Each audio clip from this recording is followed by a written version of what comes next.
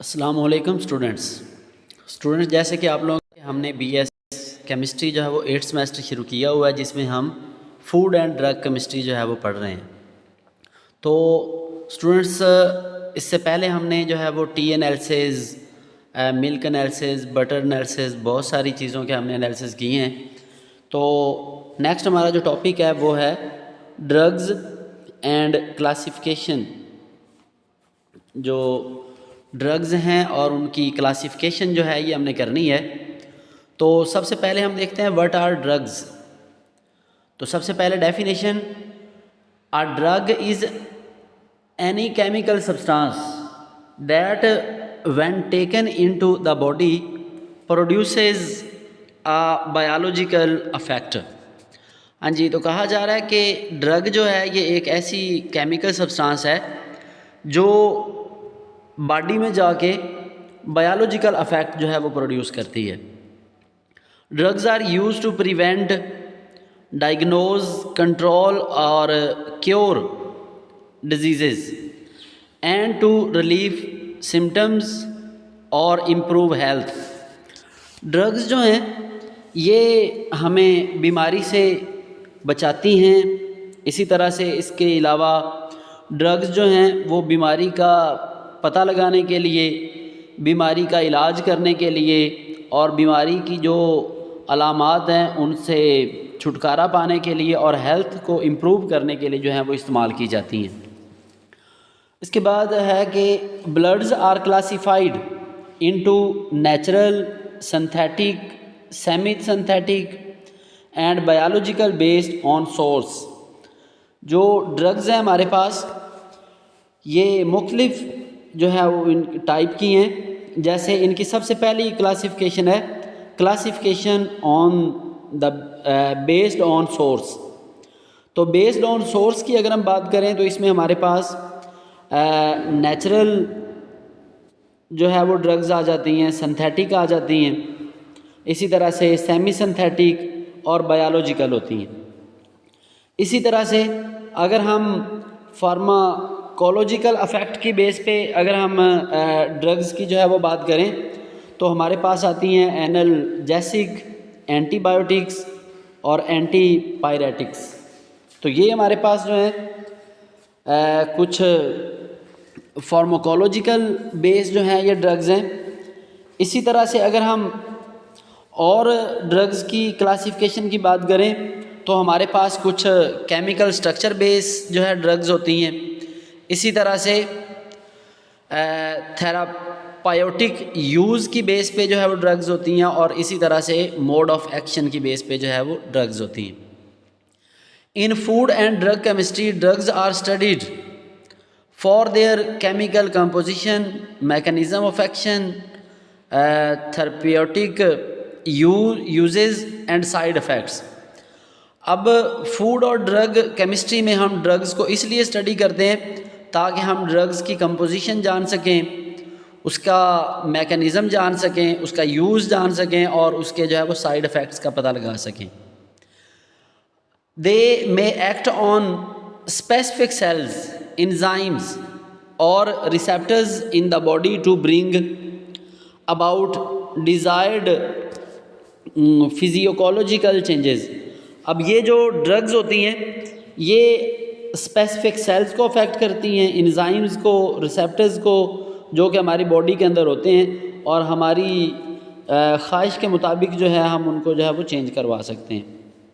जो रिसेप्टर्स हैं हम जिस तरह से चाहें उनसे काम लें, इसी तरह से एंजाइम्स को जिस तरह से चाहें उनसे काम लें, तो इस तरह जो है वो मेडिसिन्स जो है वो असरअंदाज होती हैं। Drugs can be obtained from natural sources such as plants and animals or can be synthesized in laboratories. जो नेचुरली सोर्स है इन ड्रग्स का वो प्लांट्स हैं, एनिमल्स हैं या फिर जो है वो लेबॉर्ट्रीज़ में जो है वो ड्रग्स जो हैं वो तैयार की जा सकती हैं। Depending on their purpose some drugs promote healing like antibiotics while others provide relief from symptoms. अब कुछ ड्रग्स जो हैं वो एंटीबायोटिक्स होती हैं यानी कि बैक्टीरिया को किल करने के लिए, और कुछ जो हमारे पास ड्रग्स होती हैं वो जो है वो तकलीफ़ को कम करने के लिए होती हैं, जैसे पेन किलर्स हो गई, या बुखार के लिए होती हैं एंटीपायरेटिक्स। उसके बाद अगर हम इनकी क्लासिफिकेशन की बात करें तो ये तो पहले हमने छोटा सा जो है वो ड्रग्स की डेफिनेशन और उसका इंट्रोडक्शन पढ़ा है। नेक्स्ट हम देख रहे हैं कि जो हमारे पास ड्रग्स हैं उनकी क्लासिफिकेशन, कितनी क्लासेस हैं ड्रग्स की। तो सबसे पहले हमारे पास जो ड्रग की क्लासिफिकेशन है वो है बेस्ड ऑन सोर्स। अब देखें इसमें हमने जो है वो एक कॉलम बना लेने, हमने एक साइड पे ड्रग्स की टाइप्स लिखनी है, फिर एग्जांपल्स और फिर उसकी डिस्क्रिप्शन। जैसे सबसे पहली है हमारे पास सोर्स की बेस पे देखें तो सबसे पहले आती है नेचुरल ड्रग्स।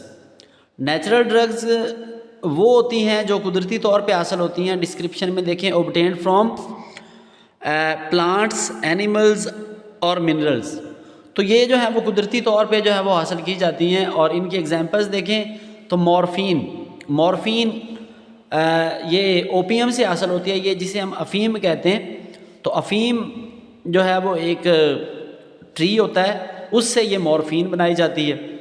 इसी तरह से क्यूनीन फ्रॉम सिनकोना बार्ग, ये भी जो है वो एक ट्री का नाम है सिनकोना बार्ग, उससे जो है वो क्यूनीन हासिल की जाती है। ये जब मलेरिया होता है तो उस वक्त ये दी जाती है।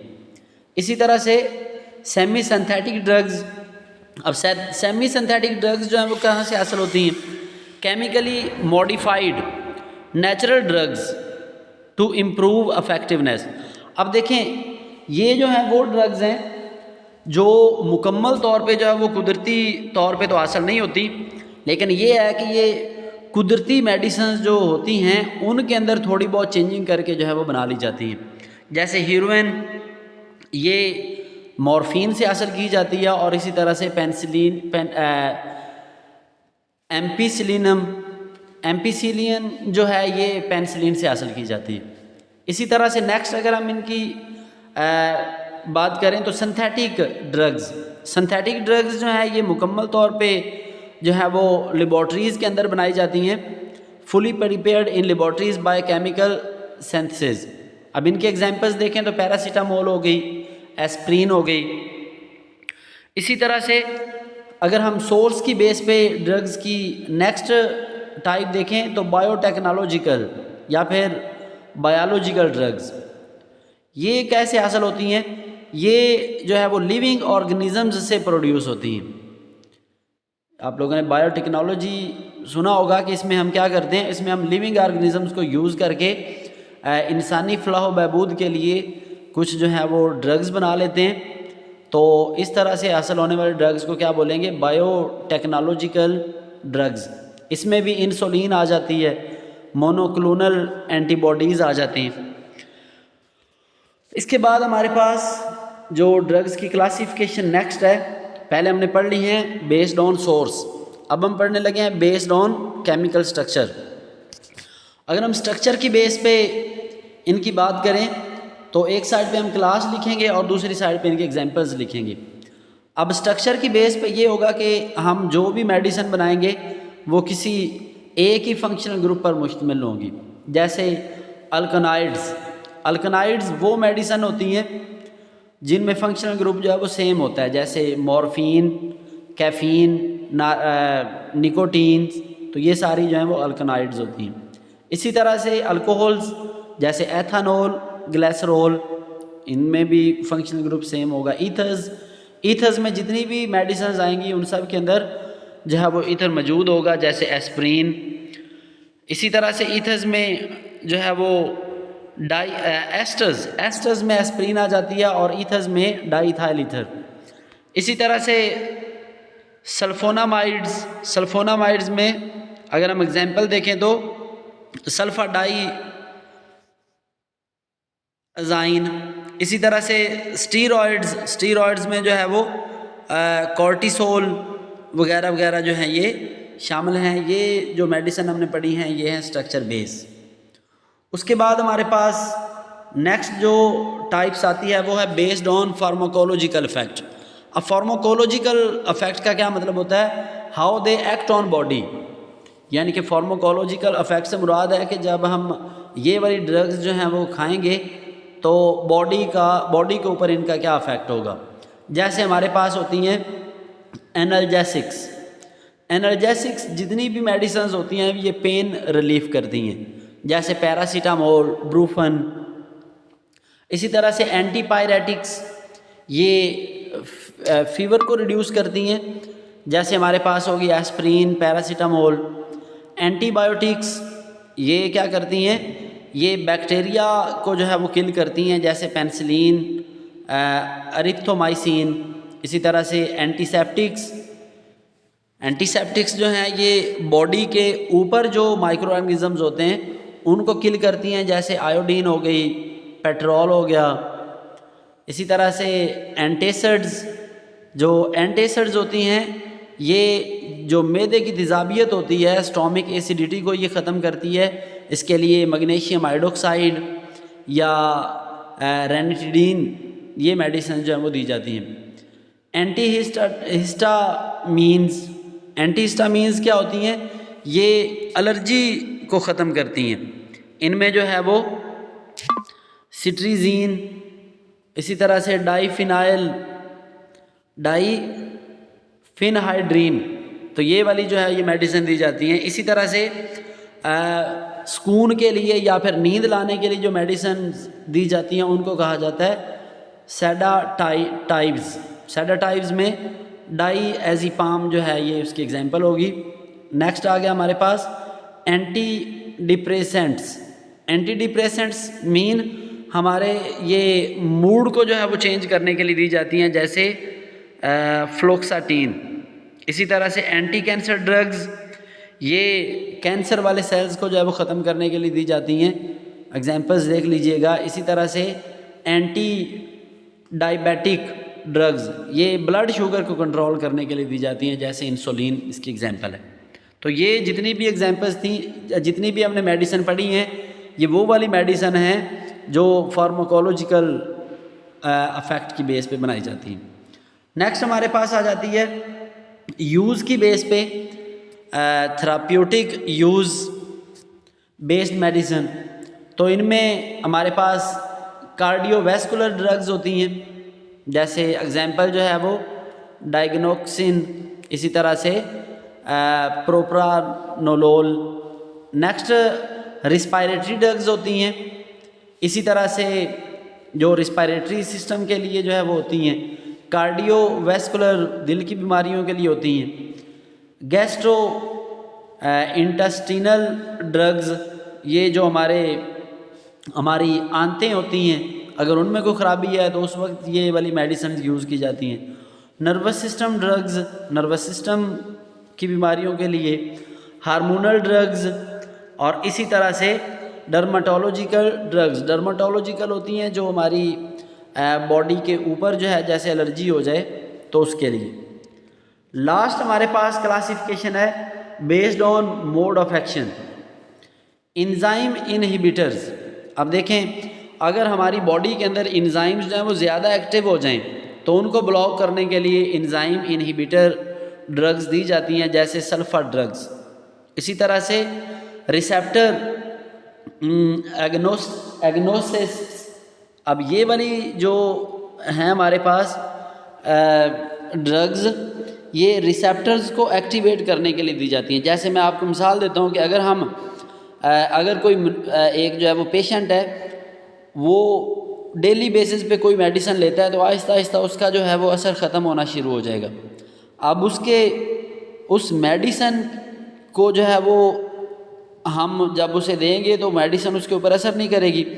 अब ये होगा कि हम इसके साथ जो है वो रिसेप्टर एग्नोस्टिस मेडिसिन जो है वो ऐड कर देंगे पहले वाली मेडिसिन के साथ। इस तरह उसके रिसेप्टर जो है वो एक्टिव हो जाएंगे और वो मेडिसिन जो पहले असर नहीं कर रही थी वो असर करना शुरू कर देगी।